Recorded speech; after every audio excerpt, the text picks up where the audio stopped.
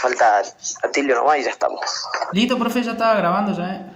6 segundos. Bien, dale. Dale, entonces vamos a empezar con la unidad número 7. Esta es la penúltima unidad. Ya casi estamos terminando con lo que es el programa de la materia. En esta unidad vamos a abordar solamente conceptos generales sobre lo que es la infectología y lo que es la epidemiología, ¿sí? Que son conceptos que seguramente ustedes lo van a profundizar mucho más cuando estén en los años próximos, cuando vean en profundidad estos temas, ¿sí? Pero nosotros solamente vamos a ver ahora la parte, digamos, más superficial, un panorama más general de cómo son muy importantes estas dos ramas, ¿sí? Que es la infectología y la epidemiología para lo que es enfermería, ¿sí? Bien.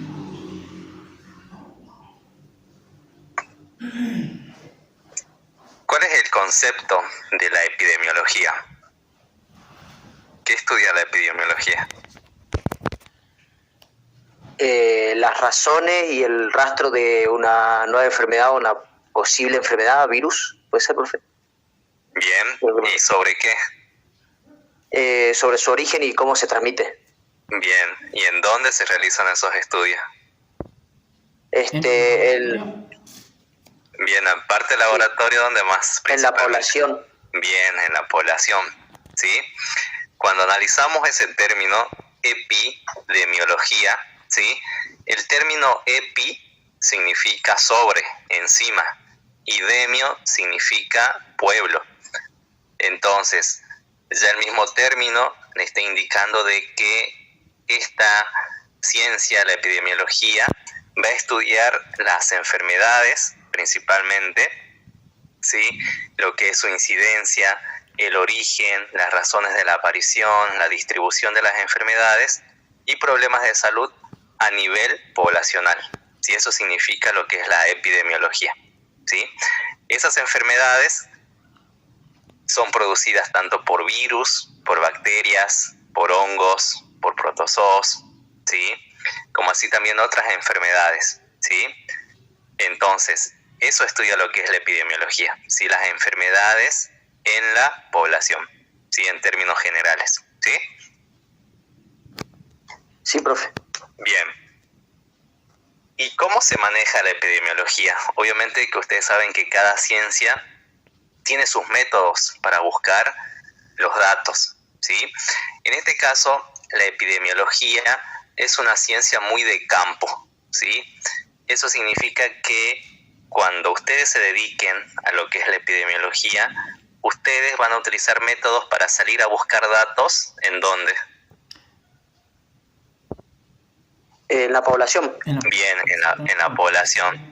¿Y por qué? Porque ustedes se van a encargar de rastrear, ¿sí? Cómo la enfermedad se empezó a propagar, identificar cuál fue el origen de esa enfermedad y el modo de transmisión, ¿sí? Y una vez que tienen esos datos, ¿qué van a hacer? Los van a recoger, van a analizar esa información y luego, en base a esos resultados, ¿sí? Van a sacar, digamos, las conclusiones más importantes y en base a eso, ¿qué van a realizar?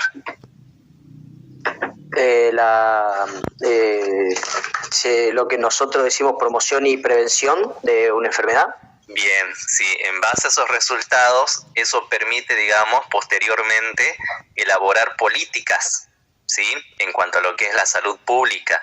Dentro de esas políticas de salud pública van a encontrar lo que es la vigilancia, la prevención de enfermedades, la forma de protegerse de esas enfermedades, ¿sí? Las formas de promover la salud en lo que es la población, ¿sí? Entonces todo eso gracias a los datos que ustedes van a salir a buscar en el campo, es decir, en la población, ¿sí? Más o menos van entendiendo cómo es el papel del epidemiólogo. Sí, profe. Bien. Y acá vamos a ver términos que se utilizan muy frecuentemente en lo que es la epidemiología. ¿sí? Lo que es endemia, lo que es epidemia y lo que es pandemia, ¿sí? ¿Ustedes qué entienden por endemia? ¿Qué es una enfermedad endémica? Creo que puede ser que afecta a cierta región o población, o puede ser también en una fecha habitual, como es la gripe. Bien, Atilio. Sí, profe, así concuerdo con lo que dijo Cami.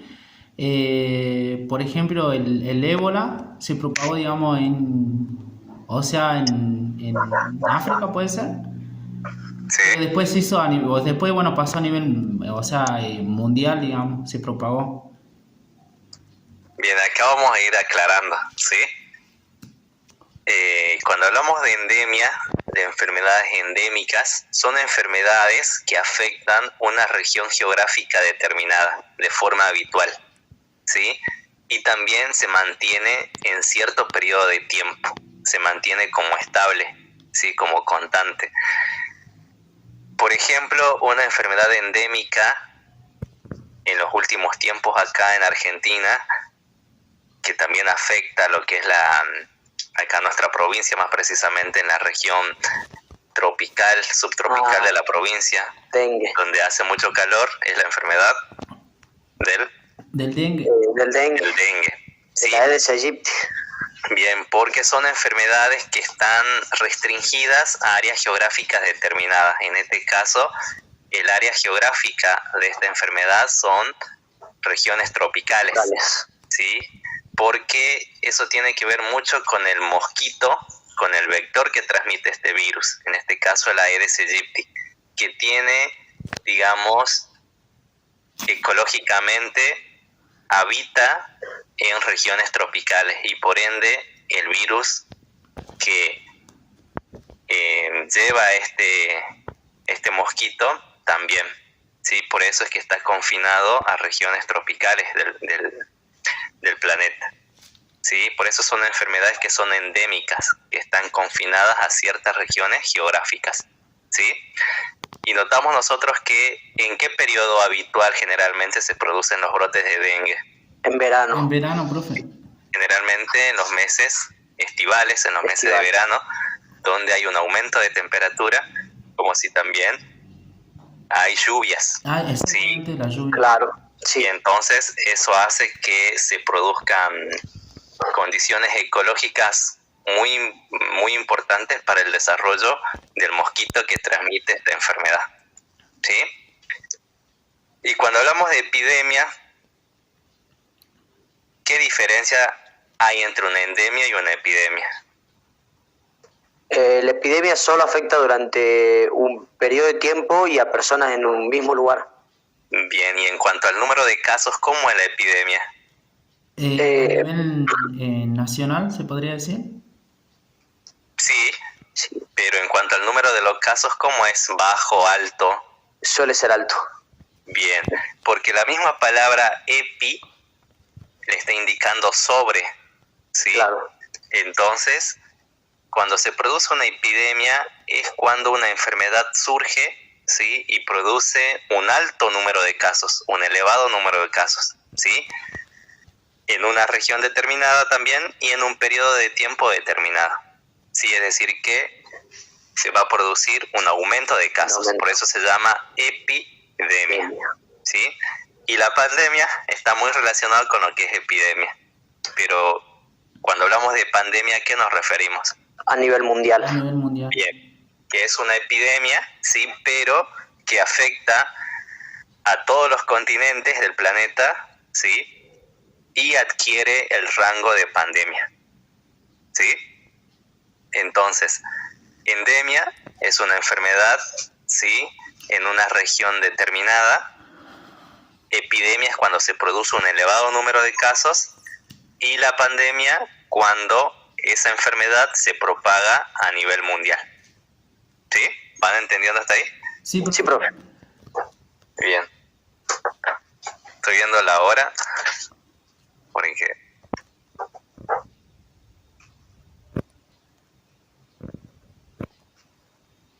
Bien, ¿y qué significa significa salud pública. Ya la misma palabra le está indicando. A la salud de la población en general y la actividad de control sanitarias. Bien, entonces cuando hablamos de salud pública, estamos haciendo referencia a la salud de la población en general, ¿sí? Y dentro de lo que es la salud pública se llevan a cabo actividades, acciones por parte de organismos, ¿sí? Que van a emitir, ¿sí? Esas medidas sanitarias para controlar lo que son las enfermedades, ¿sí? Y está muy relacionado con lo que es la epidemiología. Bien, acá le menciona de que obviamente que durante el siglo XX, ¿sí? Muchas enfermedades infecciosas empezaron a descender, ¿sí? Especialmente en los países desarrollados. ¿Por qué en los países desarrollados? ¿Cómo es la infraestructura en cuanto a la salud en esos países? Si hablamos de condiciones de vida básica, es mejor porque tienen mejores condiciones y más desarrollados los hábitos básicos, lo que son las alimentaciones, la estructura de los hogares, la misma información que se le proporciona a las personas. Bien, y tienen una mejor calidad de vida, ¿sí? Sí. Obviamente que esos sistemas de salud en esos países desarrollados están mucho más equipados, ¿sí? Y eso produce una mejora en lo que es la salud pública, ¿sí? Por eso es que en esos países que están desarrollados, lo que es China, lo que es Estados Unidos, ¿sí? Todo lo que es Europa, ¿sí? Al tener esas mejores condiciones en cuanto a lo que es la salud, por lo tanto las enfermedades, ¿sí? No se produce, digamos, un número elevado de enfermedades en esos países debido a sus condiciones. Si lo comparamos con países en vía de desarrollo, ¿cómo es el tema de las enfermedades? ¿De bajo desarrollo, dijo profe? Disculpe. Claro, en los países en vía de desarrollo. Suele ser mucho más difícil el tema de los tratamientos. Los hospitales más rápidos suelen estar colapsados y hace que muchas personas no puedan ser asistidas. Bien, sí. Entonces vemos esa gran brecha entre lo que es un país en desarrollo, ¿sí? Un país desarrollado y un país de tercer mundo que está en vía de desarrollo, donde vemos, ¿no?, esta diferencia en cuanto a lo que es la salud pública, ¿sí? Sí.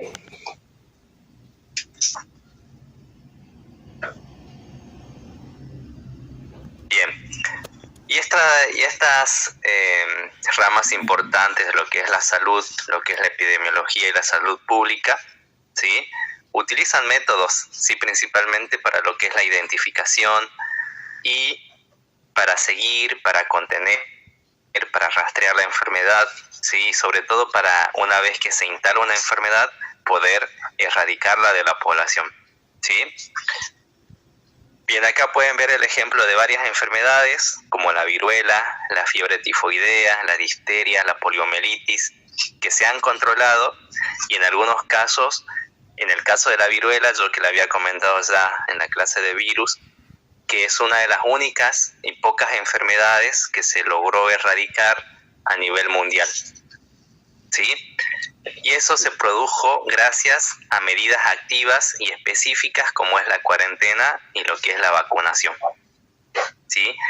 Que si ustedes leyeron el seminario, van a ver que cuando dentro de los controles, ¿sí?, para los mecanismos que permiten controlar lo que son las enfermedades, principalmente aparece la cuarentena y la vacunación como medidas eficaces, ¿sí?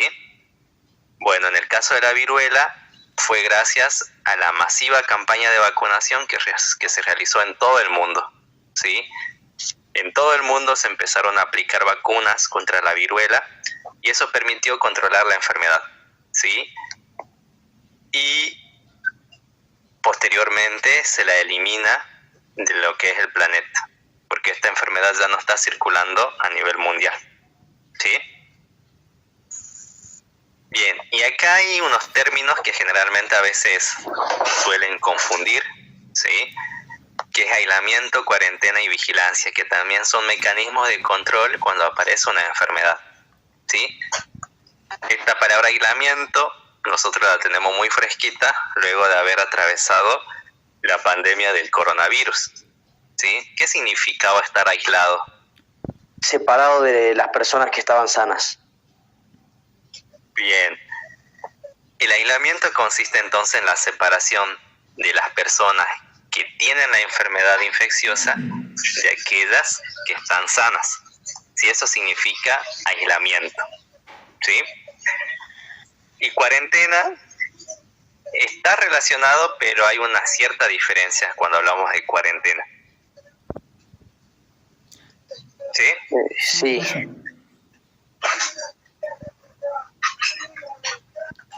Profe, ahí da a entender que son las personas que estuvieron expuestas, digamos, hacia una cierta, a un cierto virus, digamos, por ejemplo, COVID. En el caso del aislamiento.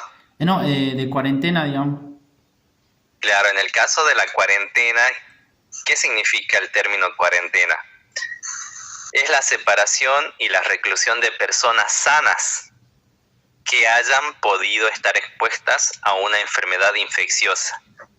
¿Y para qué las separan? Para ver si esas personas que tuvieron contacto con las personas infectadas logran desarrollar la enfermedad. Eso significa cuarentena.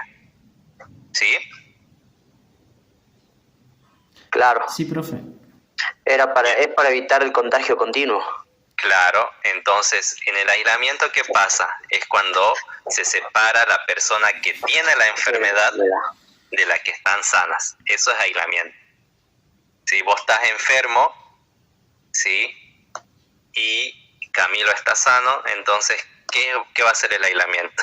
Te voy a aislar a vos que estás enfermo y voy a separar a Camilo para que no se contagie, ¿sí? ¿Y en la cuarentena qué pasó?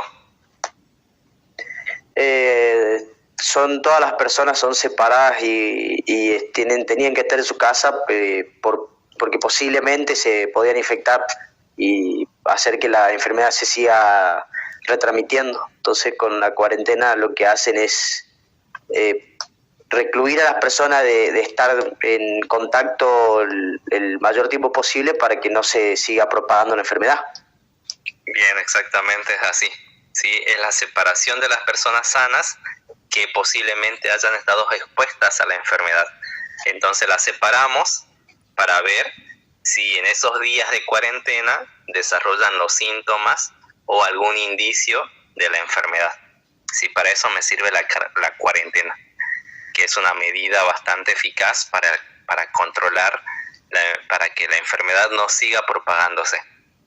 Claro. Y por eso ustedes notaron de que cuando surge la pandemia del coronavirus, vieron que los países empezaron a desarrollar todos estos mecanismos para frenar la enfermedad.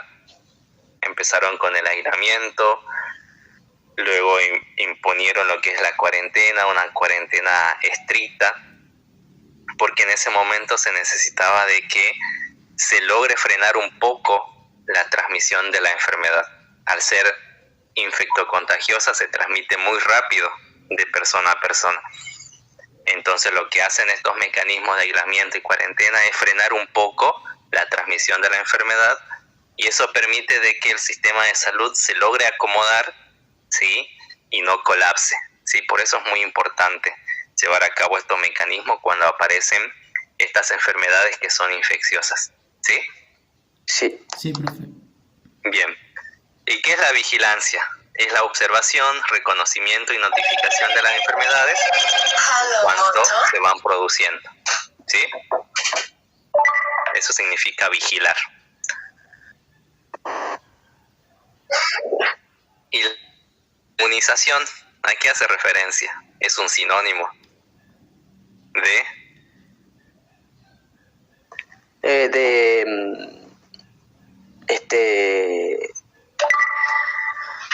Inmunización puede ser del inmunizar del sistema inmunológico, puede ser, profe, o sea, poder hacer que nuestro propio sistema sea inmune a la enfermedad o sepa responder contra la enfermedad. Claro, sí, exactamente.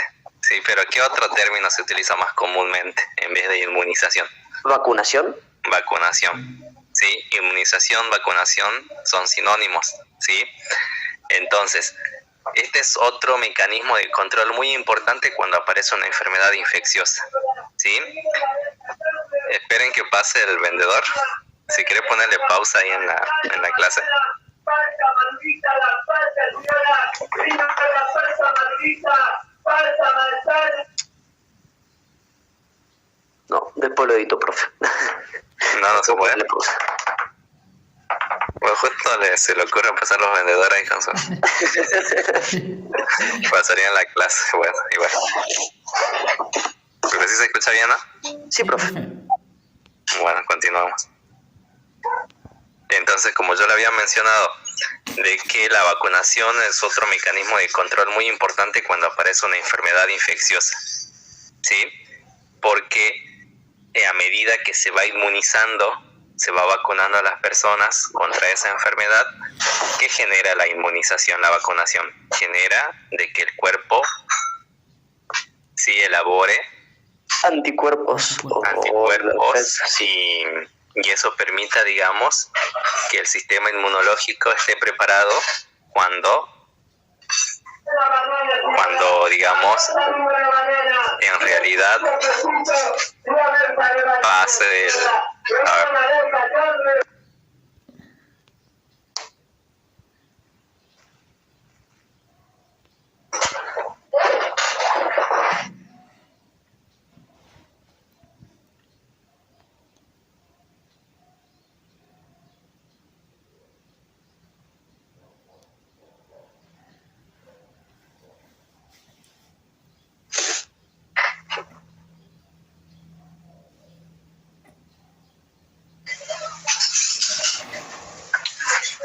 Bueno, creo que ya pasó. Sí, profe.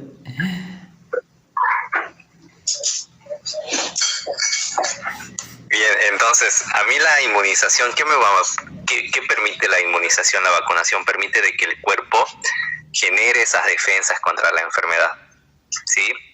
Por lo tanto, es un buen mecanismo de controlar la enfermedad, porque acá en el grafiquito de acá de abajo pueden ver una población, ¿sí?, que en primera instancia cómo está con respecto a lo que es la vacunación. No está vacunada y la mayoría están enfermos o contagiados, solo Bien, muy poca gente. Acá pueden ver que la población está 0% vacunada, es decir que nadie tiene la vacuna, ¿sí? A medida de que se van aplicando las inmunizaciones a la población, pueden ver que cada vez las personas cuando se van vacunando van creando la defensa, ¿sí? Y entonces cuando casi el 95% de la población está vacunada, pueden ver de que hay muchos enfermos. No. Los enfermos son de color acá, rojo. ¿Sí? ¿Hay muchos enfermos? No, solo 2. No. Se redujo. Se reduce. Entonces, por eso es muy importante la vacunación. ¿Sí? ¿Qué pasó en el tema del coronavirus? Así analizando, Sí.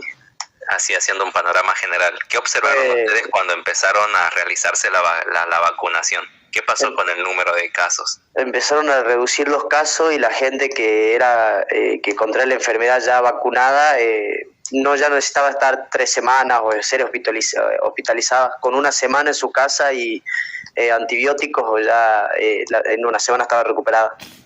Bien, sí, eso permitió lo que es la vacunación.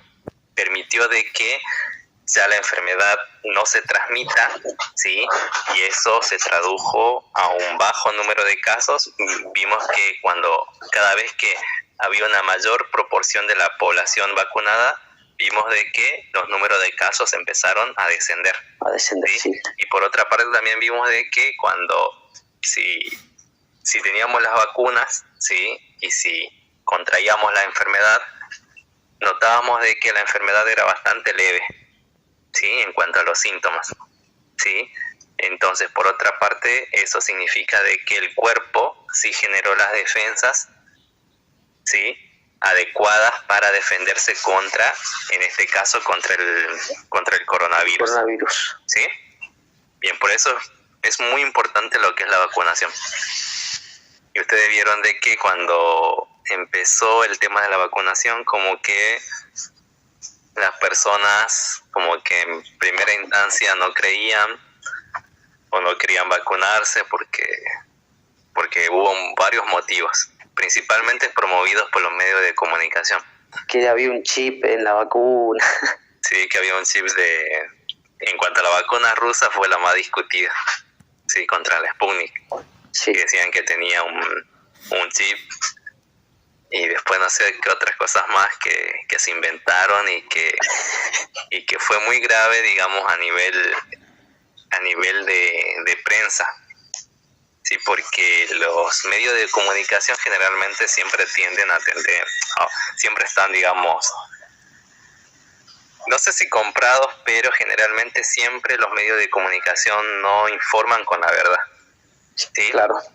Siempre tratan de mediatizar o ocultar la verdadera información. Y como esto es algo fuertemente político, y más acá en Argentina con los medios de comunicación, que sabemos de que la mayoría responde a intereses, entonces eso jugó mucho en contra acá en el país. No sé si ustedes recordarán que todos los medios primeros instaban a la gente o instauraban a la gente de que tenga miedo a vacunarse. No sé si lo notaron ustedes o capaz que ustedes también pensaban así. No, sí, los medios siempre decían que comprábamos muchas vacunas rusas y que no eran las mejores, que no queríamos traer la estadounidense. Claro. Y ese era el discurso principalmente. Sí, pero en base a ese discurso instauraban sobre todo lo que era el miedo en la población. Sí. Por eso yo recuerdo que en esos meses cuando empezó la vacunación, dijeron que iban a traer la Sputnik acá al país, y como generalmente están estas relaciones entre los países, ¿no? Entre Rusia, Argentina, entonces como que la parte, digamos, contraria al gobierno, como que empezó, ¿no?, a generar esto en los medios de comunicación, ¿no?, para que la persona entre miedo y por eso que en esos primeros meses, bueno, notaron de que la persona no se quería vacunar, y bueno, y luego a medida que fueron pasando los meses, el tiempo, sí, ya no pudieron, digamos, ocultar la verdadera información. ¿Y cuál era la verdadera información? De que la Sputnik, la vacuna esa rusa, es la que tiene mayor eficacia. Sí, científicamente se comprobó de que la Sputnik es la más efectiva de todas las vacunas. Si la comparamos con la vacuna de AstraZeneca, ¿sí? La Pfizer. La Pfizer, ¿sí? Moderna también. La Moderna. Sí, la Sputnik demostró científicamente de que es una de las vacunas más eficaces contra el coronavirus. Y menos efectos secundarios tenía también. Menos efectos, exactamente. Sí, y bueno, hubo todo un manejo de los medios de comunicación para que las personas no se vacunen con la vacuna rusa, por intereses más que nada políticos. Exactamente, profe. Así que bueno, es un tema bastante amplio para discutir, ¿sí? Bien, eso en cuanto a lo que es la vacunación, ¿sí? Ustedes siempre ustedes como enfermero tienen que defender, sí, lo que es la vacunación. La vacunación. Tienen que promover en la población, tienen que concientizar a la población de que las vacunas son muy importantes. ¿Sí? Bien. ¿Cómo vamos de tiempo? Son las 12:20. Empezamos antes de las Antes de las 12, ¿no? Sí, y 50 y algo más o menos. Ah, bien. Entonces nos queda... Bueno, sí, vamos bien. Bien. Ustedes saben que constantemente surgen nuevas enfermedades, ¿sí? Sí, Otras enfermedades que ya estaban establecidas, ¿sí? Resurgen constantemente y de forma alarmante, ¿sí? Cuando hablamos de enfermedades emergentes, estamos hablando de enfermedades que son nuevas. Eso significa enfermedades emergentes, que son enfermedades nuevas, ¿sí? Y las enfermedades reemergentes hacen referencia a enfermedades que ya estaban controladas, pero que de repente producen una nueva epidemia, es decir, que producen un aumento en el número de casos de estas enfermedades, ¿sí? Cuando hablamos de enfermedades reemergentes, ¿sí? sí. ¿Se escucha bien, chicos? Sí, profe. No, porque justo acá el vecino se pone a...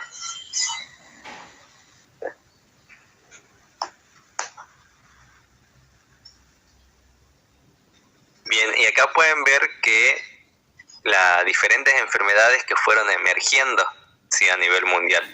Por ejemplo, en el pasado, la enfermedad la enfermedad de transmisión sexual, la sífilis, sí, causada por esta bacteria, Treponema pallidum, no sé si la recuerdan.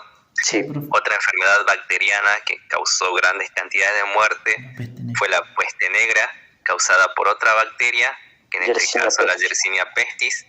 Luego, la gripe española en 1918, causada por el virus de la influenza. Luego, hace poco nada más, en 1980, cuando surge este virus, el virus de la inmunodeficiencia humana, ¿sí? Que produce lo que es el VIH-Sida, ¿sí? Y en las últimas décadas, ¿sí? En la década del 2000, en el año 2003, el SARS, ¿sí? El coronavirus, ¿sí? Luego la gripe porcina en el 2009, no sé si habrán nacido en el 2009. Sí, me acuerdo. La gripe porcina, Había campañas, profe, sí. sí, la que surgió en México. Sí, esa fue una de las más recientes o más importantes de que tenemos recuerdo. Luego tenemos el virus del Nilo Occidental en el 2011, el MERS en el 2012, el ébola, no sé si recuerdan, el ébola Sí. entre el año 2012 y el 2014. Sí, profe. Causaba miedo. Hasta hablaban de que la gente después como que muertos vivientes, todo hablaban del ébola. Sí, eso fue lo más reciente, ¿sí? Y luego, bueno, en la actualidad lo que es Profe, yo, del tema del ébola creo que fueron una de los virus más mortales, se podría decir, ¿no? De lo más peligroso, ¿no? Es el más mortal, creo. Sí, es uno de los más mortales. Sí, tiene una tasa de mortalidad que va del 30 al 90%. Pero creo que la gripe española, profe, fue una de las que más víctimas tuvo, ¿o no? La influenza. También porque en este caso, cuando veamos ahora en la segunda parte, ahora en la tarde, Sí. vamos a ver, sí, por qué fue bastante mortal. Porque hay varios factores que influyen en lo que es la propagación de la enfermedad, en lo que es el aumento del número de casos, en lo que es la cantidad de muertes, sí, Claro. porque influyen varios factores. Eso lo vamos a analizar ahora en la segunda parte más enseguida, ¿sí? Bien, profe. Perfecto. Bien, ¿y por qué principalmente surgen las enfermedades? ¿Qué pueden ver acá en estas figuritas principalmente? ¿Quién está causando esas alteraciones? El mismo ser humano. El ser humano. La deforestación, El comercio ilegal de animales exóticos. El cambio climático. Bien, entonces acá en esa imagen, en ese gráfico, pueden ver de que el hombre, con sus actividades, ¿sí?, produce esas alteraciones en lo que es el medio ambiente, y eso trae aparejado el surgimiento de nuevas enfermedades. Claro. ¿Sí? Acá pueden ver la deforestación, cambios en el uso del suelo, el cambio climático, sí, la resistencia antimicrobiana. ¿Recuerdan cuando vimos los que fueron los antibióticos? Sí, En el seminario de antibióticos, sí, que son factores, sí, que producen el surgimiento de nuevas enfermedades. Acá en el caso de la agricultura y la ganadería, sí, también es otro factor, sí. ¿De dónde piensan ustedes que habrá surgido la gripe aviar, la gripe porcina? De la agricultura y la ganadería. De lo que es la producción de aves y cerdos. Y cerdos. Y eso se da en granjas. No sé si tuvieron la oportunidad de conocer una granja de pollos. Sí. Donde están todos los pollos ahí amontonados ahí. Sí. Entonces eso hace de que si surge algún virus o muta algún virus ahí dentro de esa población de aves, si pueda saltar al hombre, sí, y de esa manera provocar una epidemia. Y si no se la controla, producir una pandemia posteriormente, ¿sí? Claro. Y acá nos quedamos con este factor que es el comercio ilegal y poco regulado de la vida silvestre, ¿sí? Esto está muy relacionado con el surgimiento del COVID-2019, ¿sí? Del coronavirus, del SARS-CoV-2. ¿Por qué? Porque los estudios científicos apuntan de que el virus llega a saltar al ser humano por medio de este factor, que es el comercio ilegal y poco regulado de la vida silvestre. ¿Sí? ¿Por qué? ¿Dónde empezaron los contagios? En un mercado ilegal de animales en China. En China. Bien, o sea, no es un mercado ilegal, sino que es un mercado, digamos, es un mercado legal en lo que es China, ¿sí? Porque habilitan ese tipo de comercio, pero la forma en que consiguen los animales, ¿sí? Son ilegales, ¿sí? Entonces, cuando van a ustedes a esos mercados, van a encontrar animales silvestres como serpientes, cangrejos, peces, perros, tortugas, perros, aves, cerdos, ¿sí? Entonces, hasta había anguilas, de toda clase de peces también. peces. Sí, entonces pueden ver de que en esos mercados se venden, digamos, animales silvestres. Y nosotros no sabemos si esos animales tienen ciertos virus, tienen ciertas bacterias que pueden ser potencialmente peligrosos para el ser humano, ¿sí? En el caso del coronavirus, los estudios científicos apuntan de que hubo, digamos, un animal intermediario en lo que es la cadena, digamos, de transmisión, que permitió de que el coronavirus, ¿sí?, cuando surge, infecta a ese animal intermediario, ¿sí? Y a partir de ese animal intermediario, recién, digamos, muta en ese animal intermediario y recién salta al hombre, ¿sí? Y ese candidato intermediario es el pangolín. Es uno de los candidatos. Sí, el pangolín. Sí, que es es como es así, es chiquitito, así como el puercoespín, algo así, ¿no? Claro, es como el quirquincho. Exactamente, me confundí, el quirquincho, exactamente. Claro, es un mamífero, ¿sí? Es el único mamífero con escamas, ¿sí? Por eso es que si ustedes googlean y buscan la imagen del pangolín, van a ver que se hacen como un tipo bolita cuando se quiere proteger. Entonces se cree de que el pangolín es el animal intermediario donde el virus, este coronavirus, mutó en el pangolín y de ahí pudo saltar a la especie humana y producir la enfermedad, ¿sí? Y esos pangolines ¿Ustedes saben cuánto se trafican a nivel mundial cada año para venderlos en esos comercios? No, profe. No, la verdad que no, profe.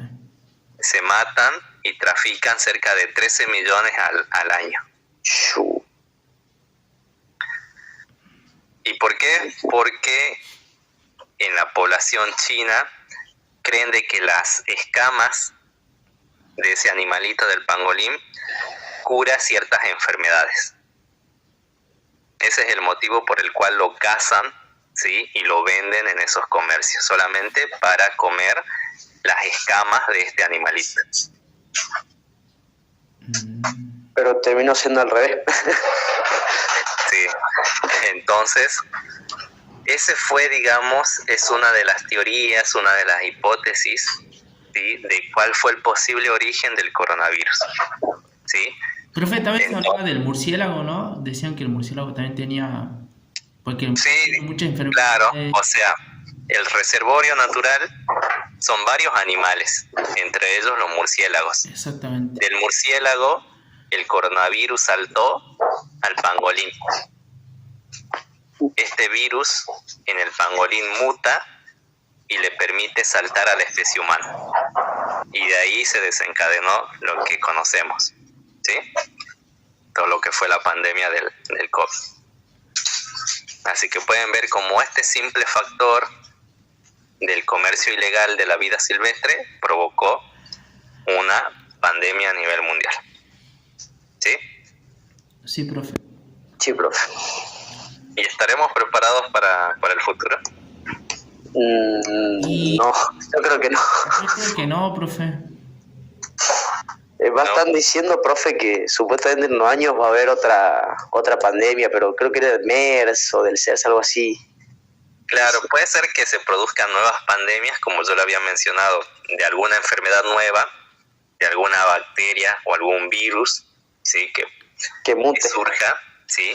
Y también puede ser de que enfermedades que ya han surgido, como por ejemplo el dengue, la gripe, la tuberculosis, otras enfermedades que ya estaban, ¿sí? En circulación, vuelvan a producir un número elevado de casos y posiblemente se puedan transformar en una pandemia a nivel mundial, ¿sí? Pero eso no está sucediendo porque a medida que surgen las enfermedades se van generando esos mecanismos para poder controlarlas, ¿sí? Sí. Y de esa manera no produzcan esas pandemias a nivel mundial. Profe, usted en una clase había dicho que cada vez la enfermedad de eso se están haciendo más fuerte, cada vez, digamos. Claro, los patógenos, sí, las bacterias, sí. los virus. Obviamente nosotros analizamos mecanismos que tienen los virus y bacterias para poder resistir, ¿sí? Entonces eso también trae un grave problema a la hora de querer controlar esas bacterias y virus. Claro, las bacterias con las superbacterias, todo eso. Bien, en el caso de las bacterias, sí, tienen muchos mecanismos para poder protegerse. Y en el caso de los virus, vieron que los virus mutan constantemente y eso favorece a que sean más resistentes o se puedan propagar más rápidamente. Claro. Bien, y hablando de factores, podemos ver acá los numerosos factores que permiten el surgimiento de nuevas enfermedades. Además de esto, de las alteraciones del ambiente, tenemos estos otros factores, ¿sí? Por ejemplo, la demografía y comportamiento humano, los avances tecnológicos, los viajes, que es otro factor muy importante para la propagación de enfermedades, como así también la variación de patógenos que le estaba comentando, ¿sí? Bien, en el caso del factor de la demografía, urbanización y comportamiento humano, podemos ver de que si surge una enfermedad en una ciudad y surge una enfermedad en un pueblito, o sea, en una zona rural, ¿dónde se va a propagar más rápidamente la enfermedad? ¿En la zona urbana o en la zona rural? En la zona urbana, pero creo también, profe, depende de la infección, o no sea, de cómo se propaga esa enfermedad. Claro, Pero si nosotros somos los hospedadores, Sí, en la ¿dónde zona se va a urbana. ¿dónde se va a transmitir más fácilmente? En la zona urbana, sí. En la zona urbana, en las ciudades. ¿Por qué? Porque ahí vive Mayor gran cantidad de personas. Y hay Si la mayor movilidad también. Claro, y si lo comparamos con una zona rural donde viven pocas personas. Claro. Entonces, esto es un factor muy importante para la propagación de enfermedades, ¿sí?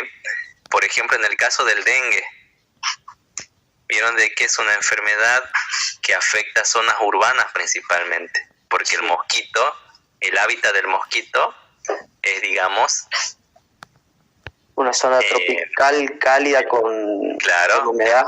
En la zona tropical, pero si nos trasladamos al hogar, el mosquito vive con nosotros. Sí. ¿Sí? Por eso es que el mosquito está, digamos, confinado a lo que es las zonas urbanas. Sí. Y vieron de que se transmite más fácilmente en poblaciones urbanas que en poblaciones rurales. Sí.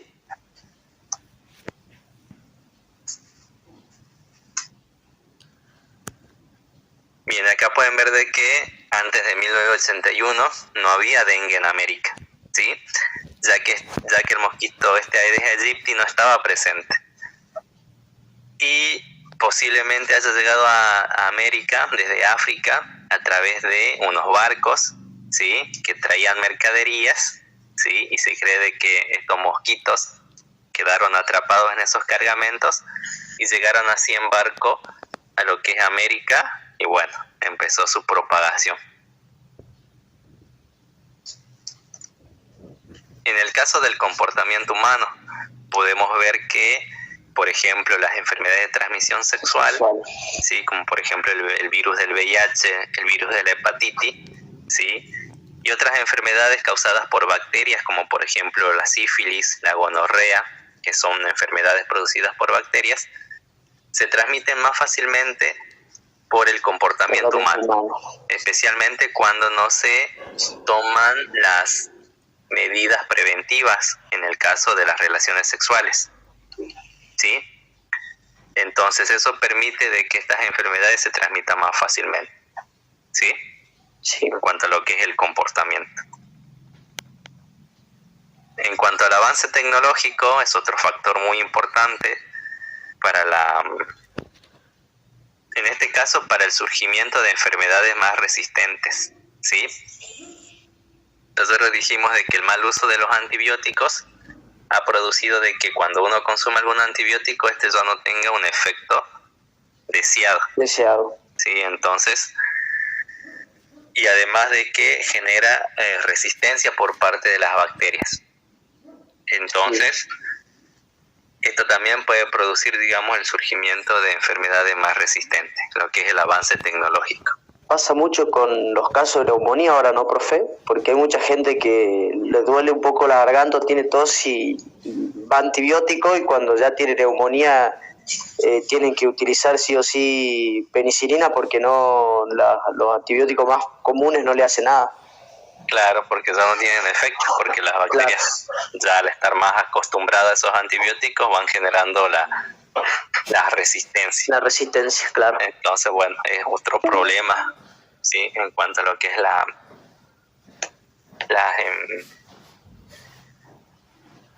Sí, salió el cartel de que quedan 10 minutos, profe. ¿De cuántos minutos? 10 dice. ¿10? Sí. Bien. Sí, ya terminamos. Vemos esto y ya terminamos. Perfecto. Bien, y otro factor muy importante para la propagación de enfermedades es lo que es los viajes y el comercio internacional, ¿sí?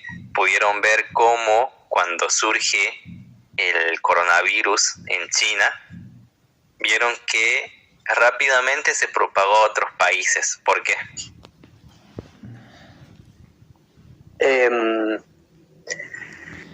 Lo que es COVID, profe, porque la gente viajaba y era una infección muy fácil de contagiar a través de la vía respiratoria de la persona. Bien, y por otra parte de que vieron que el mundo está cada vez más conectado. Sí, también. Hay mayor cantidad de vuelos, de viajes. Entonces eso hizo que cuando surge el coronavirus en China, rápidamente se pueda propagar a otros países a través de los viajes, ¿sí? Y como ahora en la actualidad estamos todos conectados, vieron de que la pandemia, que esta enfermedad avanzó con gran rapidez. Vieron que escuchábamos las noticias en diciembre, a fines de diciembre, de este nuevo virus de que estaba causando esa neumonía en China, y ya en el mes de febrero creo que se detecta el primer caso en América del Sur, en Brasil, que fue el primer país en detectar. Y en marzo ya en Argentina. Y luego ya a los pocos días, sí, en marzo llega al país. Así que vieron cómo tan rápidamente, en cuestión de meses, se propagó la enfermedad gracias a este factor que son los viajes y el comercio. Sí, en abril ya era pandemia. Sí, se propagó muy rápido. Sí, profe. Y acá pueden ver en este caso del ébola, ¿sí? Hay diferentes tipos de virus del ébola, ¿sí? Sí. Y en los viajes y comercio internacional también fue uno de los factores importantes para de que estos virus se puedan llegar a otros países fuera de lo que es el continente africano, donde es endémico el virus, ¿sí? Por ejemplo, me voy a quedar acá en este caso ¿cuánto vamos de tiempo? 51 minutos tengo yo. 50. ¿Y cuánto queda? 7 minutos. 7 minutos. Bien. Me quedo con este ejemplo, ¿sí? Con el caso de en 1989, cuando llegó un cargamento de monos de laboratorio, ¿sí? Que trajo un filovirus, ¿sí? Un virus del ébola a lo que es Estados Unidos, ¿sí? Por eso es que se llama ébola Reston, porque fue detectado acá en Reston, Virginia, en Estados Unidos. Este virus vino con estos monos que se utilizan en los laboratorios y aparentemente no causaba ninguna enfermedad en los humanos, pero es uno de los tipos de ébola que sí se transmite de forma respiratoria. Nosotros en la clase habíamos mencionado de que se transmitía por todos los fluidos, pero por vía respiratoria no. ¿Sí? Pero en este caso, este ébola Reston es el único virus que se transmite es el único virus del ébola que se transmite de forma respiratoria, pero que no afecta a los seres humanos, solamente a los animales. Imagínense si afectaba al ser humano. O si muta. O si muta y afecta al ser humano. El ser humano. Pero Sí, se transmitía de forma respiratoria, de forma eficaz, entre animales, en Todo este dice. caso entre los monos. Mató a ¿Sí? todos en cuestión de días, dice. Sí, por eso dice que infectó y mató a la mayoría de los monos del laboratorio, ¿sí? Días. En cuestión de días. Y de acá, de este hecho verídico, surge la serie de Hudson. No sé si la vieron. Max. Vi un adelanto, profe. Vean el tráiler, yo le voy a pasar en el grupo para que lo vean. ¿Sí? Bueno, profe. Sí, profe. Bien, creo que hasta acá dejamos porque ya se nos... Ya se acaba el tiempo. ¿Cuánto queda? 5 minutos. Bien. Sí, eso en cuanto a lo que es la epidemiología. ¿Sí? Que estudia la epidemiología, que hace un epidemiólogo cuando va a rastrear, va a buscar el origen de la enfermedad, va a buscar esa información en la población para que se elaboren esas medidas, esas políticas en salud pública que permitan controlar las enfermedades, ¿sí? Y ahí pudieron ver también los factores que propician a que cuando surge una nueva enfermedad hacen de que sea más rápida, más acelerada, ¿sí? Debido a esos factores que yo lo había mencionado, ¿sí? Así que bueno, eso sería la primera parte. Ahora en la tarde vamos a ver la segunda parte. Claro. ¿Sí? Bien, profe. Así que bueno, te espero a las 2 de la tarde. Profe, una pregunta. Sí. Estoy investigando el caso de una persona que esa persona estudió lo que era el metabolismo de los humanos y a través de esos estudios del metabolismo supuestamente llegó a encontrar casi una cura para el cáncer. Después tuvo una muerte dudosa, supuestamente suicidándose de su edificio, pero decían que a través de como la manipulación del metabolismo encontró la cura para el cáncer. ¿En dónde lo leíste? Primero vi un video, profe, que hablaba sobre el caso, no me acuerdo bien cómo se llamaba, ahora lo busco, y después había información por un montón de páginas, pero prácticamente los libros y todo lo que la persona sacó ya casi como se consigue nada. Sí, bueno, después pasame a ver para que lo analice. No lo había escuchado, no lo había leído. Bueno, profe, terminó la grabación. Sí. Después ya quitarle esta parte del último, digamos. Sí.